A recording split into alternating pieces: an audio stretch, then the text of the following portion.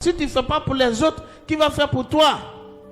Tu as refusé d'être fils quelque part parce que tu ne veux pas qu'on parle sur toi, parce que tu es trop grand. Et puis à ton tour, tu vas te donner église, va te donner fils. Ça ne marche pas à Dieu. C'est un Dieu de principe. Il faut être fils quelque part. Les Pierre ont été des fils. C'est pourquoi après les Paul se sont ajoutés à eux. Ananias a été fils. C'est pourquoi il a reçu Paul. Sinon Dieu pouvait tout donner à Paul. Mais quand Dieu l'a fait tomber sur la route de Damas, il a demandé, Seigneur, je fais quoi maintenant? Maintenant que tu m'as rendu avec, tu as ouvert mes yeux et tu veux que je te serve. Qu'est-ce que tu veux que je fasse? Il dit, oui, il y a un principe sur terre. Il y a des aînés, il y a des prédécesseurs.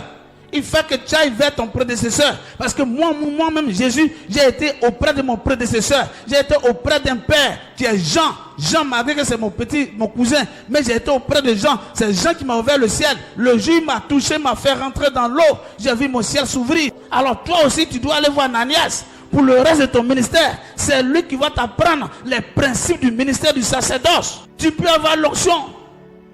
Même le combien. Quand quelqu'un commence à tomber en brousse avec les génies, il ne danse pas lui-même le combien.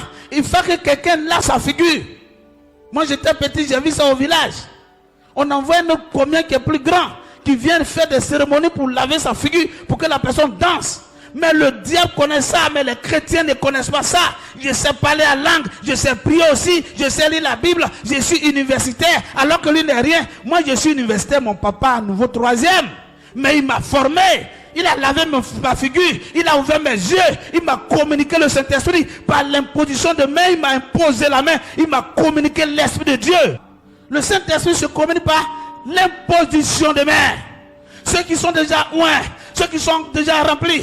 Il dit, allez faire la nation mes disciples, baptisez-les en les baptisant du Saint-Esprit, imposez-les la main et communiquez le Saint-Esprit en eux pour que eux aussi, ils aient baptisé pour imposer la main. Si quelqu'un qui n'a pas l'Esprit en lui, il ne peut pas te communiquer l'Esprit, mais si quelqu'un qui a l'Esprit en lui, il peut te baptiser par le Saint-Esprit. Et toi aussi initié au Saint-Esprit, allez aussi initier 2 personnes. L'initiation se fait par la main d'une personne. Alors si tu n'as pas appris à servir quelqu'un, tu n'auras pas l'Esprit.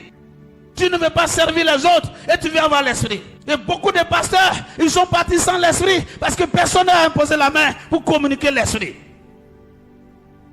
Mais ils ont fait ça dans le copinage. Le gars, il a vu son église, il a vu une grosse voiture, il dit, c'est lui qui va me consacrer.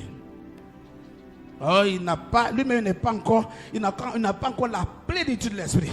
Quand la coupe de quelqu'un ne déborde pas, il ne peut pas remplir la coupe de 2 personnes. C'est quand c'est rempli, ça déborde, on peut maintenant servir 2 personnes. Mais ta coupe n'est pas encore remplie et tu viens remplir pour 2 personnes. Ça ne marche pas dans le spirituel.